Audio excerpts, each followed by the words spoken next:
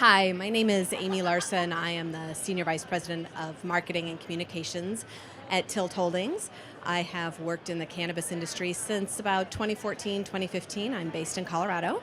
I have worked in marketing and PR for a really long time. I hate to say how long because then I'll date myself and you'll all know how old I am. But one of the most important things that we've learned both working in cannabis and working in marketing is how to market yourself effectively and how to take some of those learnings from the business world and apply them to our personal lives so that we can be successful on both fronts.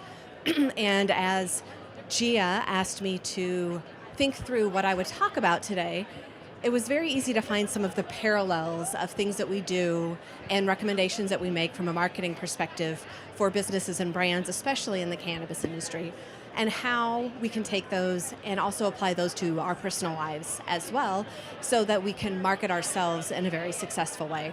And one of the most important rules of thumb for any brand, any business, any person is to be true to the brand that you are and to understand what your brand is and to be authentic in what that brand is. And that is as true for an individual, especially as a woman in cannabis, as it is for any brand or business trying to, drive revenue, gain shelf space, all of those types of things. So as a woman who's worked in cannabis for almost 8 years, we count those in dog years, so I think I'm going on 56. I've learned that I don't often fit the mold of what someone who works in cannabis would be expected to be. I am quite literally a suburban soccer mom. I have teenagers. I grew up in a very conservative family, and I'm actually married to a police officer. So trying to balance being married to a cop and working in cannabis has always brought up some very interesting conversations, both in the industry and without. And for a long time, when I first started working in this industry, I didn't really talk about the fact that I was married to a police officer. It was something that we kept a little more personal. I was never quite sure what the reaction would be. But as the industry has matured and as I have grown in my career and in the industry, I found that it's a very important part of who I am. And while I have not spent years fighting for cannabis legalization in college or worrying that the DEA was going to raid my house, my personal fight on behalf of cannabis and this industry and the plant and the women in it especially is to help to break that stigma. It's always been ironic to me that as a mom, as a woman, I'm expected to go home and drink a bottle of wine on a Friday night, or I'm expected to go out and have margaritas, 2 or 3 nights a week. Taco Tuesday, let's have margaritas and get drunk. But God forbid we talk about smoking cannabis or consuming cannabis in any way, this natural plant that actually has so many benefits. And I think a lot of that stigma is rooted in the fact that we've been lied to about it for so long. I'm a product of the DARE generation. Nancy Reagan told us to just say no. And so it was very hard to overcome that. And I think a lot of people who aren't as lucky to work in a legalized state or work in the industry are not exposed to all of the things that many of us who have been, they haven't been exposed to the types of information that we have. And so we take that very much for granted. And so working to break down that stigma and talk about the plant and be a proud canna mom and talk about how I talk to my teenagers about it, that's a very authentic thing for me, and that's my own personal fight on behalf of cannabis.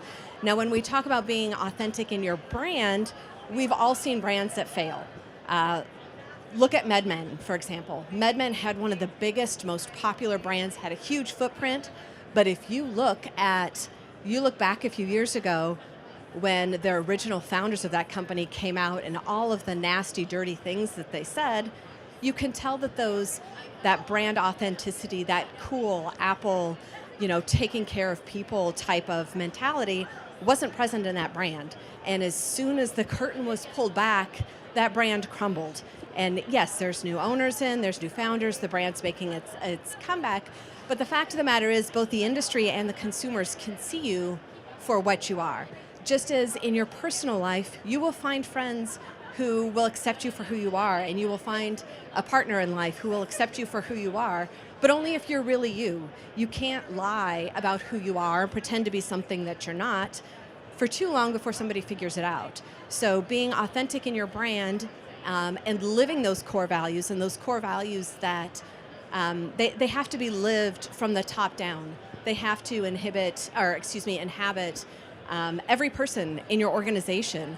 Look at Amazon, or look at Southwest Airlines.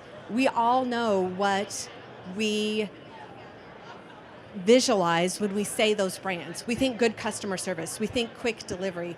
We think companies that are going to pay their employees fairly well. They live their brands every day.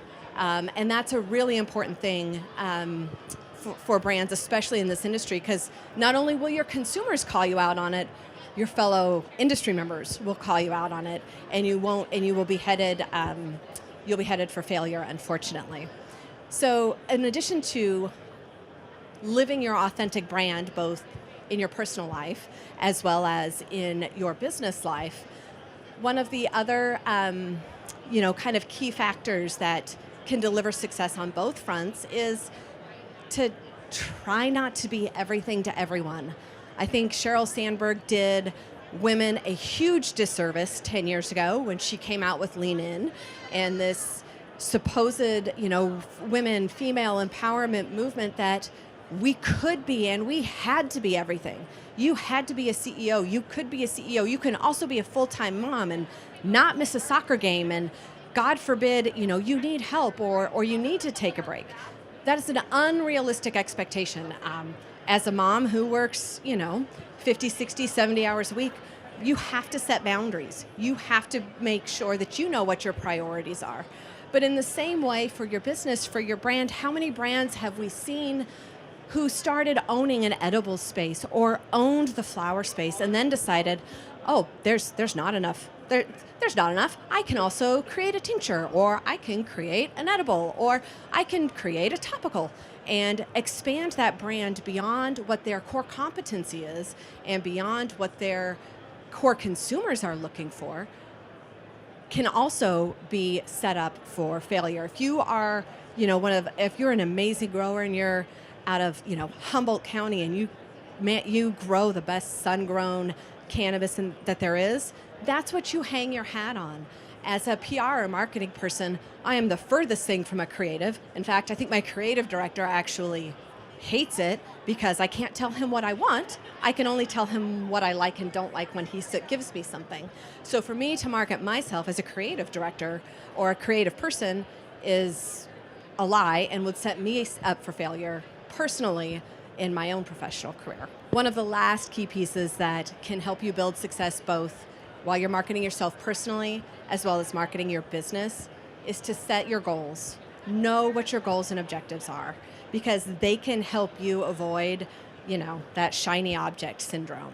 As you're marketing yourself personally, if your goal is to own your own business, if your goal is to retire by the time you're 45, if your goal is to only work part-time because you want to spend that time with your kids, set your goals for yourself and work to reach those goals. And reach out and connect with the people who will help you achieve those goals.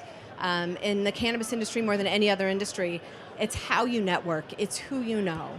So do the things, concentrate your efforts on what is going to make you known. Join organizations like Women Grow, like NCIA, like your local cannabis industry associations. Get involved, but surround yourself with the people who will help you meet your goals. And in the same way for your business, when you're marketing your business, go into your planning process knowing what your goals are. If your goal is to just drive brand awareness or drive revenue, you may have different strategies and tactics that you're going to put in place for that. If your goal is to launch a new brand, you may invest a whole lot more in throwing an event or doing things along the lines of influencer events or influencer programs or paid social. I used to always say that throwing a giant, six-figure MJBIZCON party was only going to be successful if that helped you meet your goals. For someone whose goal was not to drive that awareness and to not be launching a product and to not actually be seen as, the darling of the industry, spending six figures on a party is flashy, but is it going to help you meet your goals? So understand where you're trying to be. One of the things that we were working on at, currently as we head into the end of the year is strategic planning for next year. And it's a directive that, I was able to give my team. As we are working to put together, a plan for next year, that plan needs to support what the company's overall goals are. So making sure that you have a good understanding of what you're trying to be, what those goals are, where you're trying to hit it, whether it's in your personal life or in your business life, can help you set the path and take the steps that you need to succeed. Thank you. Elevating the position of women in the cannabis industry is one of the most important things that we can do. It's one of the most critical tasks that we've been given. Looking back at where this industry started and the number of women CEOs and founders was 30% higher than it was in most industries. And now to have watched that drop to hit the levels of every other traditional industry has been a little bit heartbreaking.